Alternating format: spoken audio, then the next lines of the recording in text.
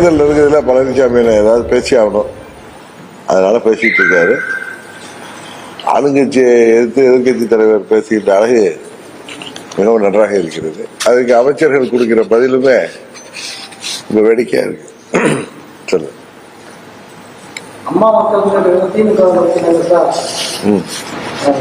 திமுக நோக்கி நகருதா? அப்படியா? தகவலுக்கெல்லாம் உங்க யூகங்களுக்கு, தகவல்களுக்கு, செய்திகளுக்கெல்லாம் நான் பதில் சொல்ல முடியாது. அவர்கள் ஆசை அப்படி இருந்தா அதுக்கு நான் பொறுப்பாக முடியாது. சொல்லுங்க.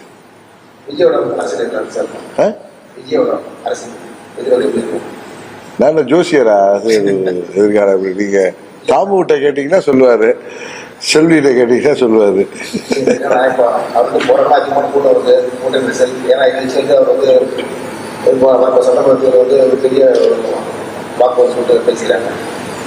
பேசிக் கொள்கிறார்கள், சொல்கிறார்கள், சொல்லப்படுகிறது. இப்படிலாம் கேட்டா நான் என்ன போய் சொல்ல முடியும்? இன்னொரு 4-5 மாசம் பொறுத்துருங்க. மே மாதத்துல தமிழ்நாட்டு மக்கள் உங்களுக்கு பதிலை தருவார்கள்.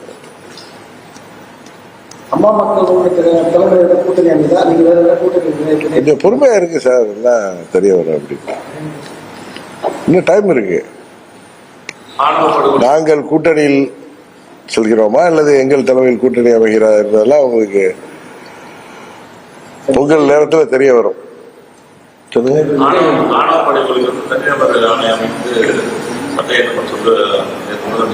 ஆமா, விசாரணை செய்யப்படுது. ஆமா, தமிழ்நாட்டில் இப்ப என்னதான் நம்ம கல்வி வளர்ந்திருந்தாலும் பெரியார் அவர்கள் புகட்டிய நீதிகள், அவர்கள் இந்த சமுதாயத்திற்காக போராடிய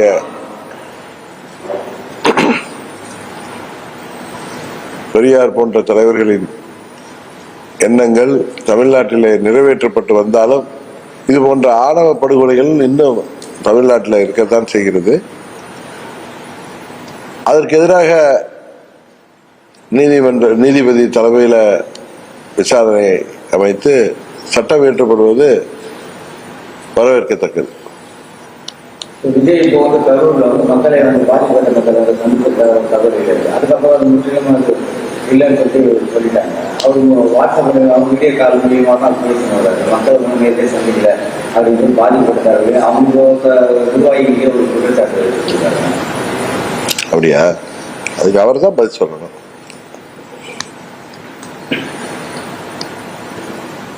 மக்கள் இன்னும் கூட ஒரு வெளியில வராமே வந்து பணியிலே இருக்காங்க அப்படின்ற மாதிரி இருக்காங்க. அது எப்பதான் அவர் அரசியல் பண்ண போறாரு, மக்கள் சந்திக்க போறாரு அப்படின்றது உரையை கொடுத்தாரு. அவங்க பேசினாங்க. இதுக்கெல்லாம் நீங்க திரு விஜய் அவர்கள்ட்ட கேள்வி பாக்குறப்ப கேட்டாதான் அவர் பதில் சொல்லாதான் சரியா இருக்கும். சம்பவம் நடந்த இடத்துல 30 பேர் இறந்துட்டாங்க, பத்திரிகையாளர் 30 பேர் இறந்துட்டாங்க, நிப்பாட்டு போறீங்களா அப்படின்னு கேட்டாங்க. அப்பவே எந்த பதிலும் சொல்லாத இப்ப என்ன பதில் சொல்ல போறாரு அப்படின்றது ஒரு எதிர்பார்ப்பு இருக்கு. சரி, நான் அவருக்காக நான் எப்படிங்க பதில் சொல்ல முடியும்? இந்த கேள்வியில அவர்கிட்ட கேட்க வேண்டிய கேள்வி தவறான அட்ரஸ்ல கேட்கறீங்க. அவருடையமோ அவங்க கட்சியை சேர்ந்த நிர்வாகிகளிடமோ கேட்க வேண்டிய கேள்வி இது அம்மா மக்கள் முன்னேற்ற கழகத்திட்ட வந்து கேட்டா நாங்க எப்படி பதில் சொல்ல முடியும்? சார், சென்னையில வந்து மழை பெய்ஞ்சா பாதாள சாக்கடை தண்ணி வந்து திட்டம் முடிஞ்சிருச்சு. தண்ணி தேங்காதுனாங்க. நான் சென்னையில குறிப்பிட்ட பல்வேறு இடத்துலையும் குளத்தூர்லையும் சரி வேலை செய்ய வேண்டிய தண்ணி சேர்ந்து வாய்ப்பு இல்ல.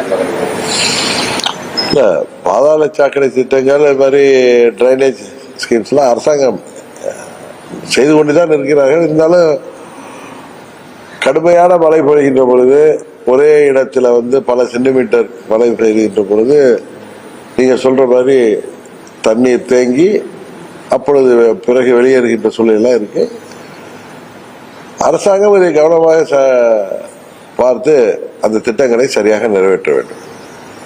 பருவமழையை தொடங்கல, இந்த மழைக்கே வந்து தண்ணீரை தண்ணி 90% பணி முடிஞ்சிருச்சு. மேயர் என்ன சொல்றாங்கன்னா தண்ணியே தேங்காது தண்ணீர் அப்படின்றாங்க. இந்த நவம்பர் மாதம் மழை ஆரம்பிக்கிறது தண்ணி தேங்கல. இல்லை, இப்பவே பருவமழை ஆரம்பித்து விட்டது தானே சொல்றாங்க. 16ஆம் தேதியிலேருந்து ஆரம்பிக்கும். இப்போ 18ஆம் தேதியிலேருந்து ஐப்பசி மாதமே தொடங்குது. மேயர் சொல்வதெல்லாம் நம்ம பெருசாக எடுத்து வேணாம். ப்ராக்டிக்கலாக என்ன நடக்குதுன்னு பார்ப்போம். அதை வைத்து தமிழ்நாட்டு மக்கள், சென்னை மக்கள் இந்த தேர்தலில் பதில் சொல்ல போகிறோம். நம்ம சில கேள்விகளுக்கெல்லாம் நம்ம பதில் சொல்ல முடியாது. இன்னொரு கட்சி நடவடிக்கை போட்டு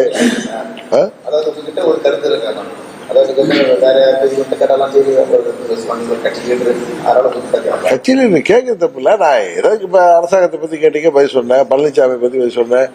அவரு விஜய் ஏன் வெளியில வரல போகல அப்படின்னு நீங்க கேட்கிறப்ப அது அந்த கேள்விக்கு நம்ம போய் சொன்னா நல்லா இருக்காதுல்ல. அது ஒரு புதிய கட்சி. இன்னொன்னு உங்களுக்கு தெரியும், எங்களை விமர்சிப்பவர்களையே நாங்கள் விமர்சிக்காமல் விட மாட்டோம். அதே நேரத்தில் இன்னொரு கட்சியை போய் இன்னொரு தலைவரை பற்றியே தேவையில்லாமல் விமர்சிப்பது அது எனக்கு பழக்கம் இல்லை, உங்களுக்கு தெரியும். அதனாலதான் வேற ஒன்று. பிஜேபி பின்பற்றி அவங்க அனுப்பிச்ச ஆளுதான் இது முன்னாடி போன பின்னாடி வரேன் அப்படிங்கிற மாதிரி திமுக பற்றியே பேசுங்க. ஆனா எங்களையும் சேர்த்து பேசுங்க. அப்புறம் இந்த சம்பவத்துக்கு திமுக தான் குற்றச்சாட்டு சொல்லிட்டாங்க. இதுல பிஜேபியும் பின்பு செயல்பாடு இருக்குது. நீங்க அடிக்கிற மாதிரி அடிக்கிற மாதிரி அந்த கணக்கில் கூட்டம் மாதிரி ஒரு கதை. இதெல்லாம் கதைகள் தான். ஆனா எனக்கு தெரிஞ்சவரை விஜய் அவர் தலைமையில கூட்டணி அமைப்பதற்கு வாய்ப்பு இருப்பதாகத்தான் நினைக்கிறேன். அவர் தலைமையில் ஒரு கூட்டணி தேர்தலில் போட்டியிடுவதற்கு தான் வாய்ப்பு இருப்பதாக நினைக்கிறேன். அது யாரு கூடனா அது போக போகத்தான் தெரியும்.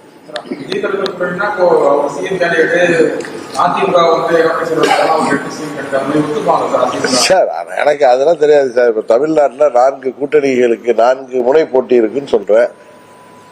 திமுக தலைமையிலான கூட்டணி, என்டிஏ கூட்டணி, விஜய் தலைமையிலான ஒரு கூட்டணி, அதுபோல நண்பர் சீமான் அவர்கள் தனித்தனி நிற்பேன் 4 முனை போட்டி உருவாகும். இதை தாண்டி நீங்க கேட்டது மாதிரி எதிர்பாராத கூட்டணிகள் உருவாவதற்கு வாய்ப்பு இருக்கு.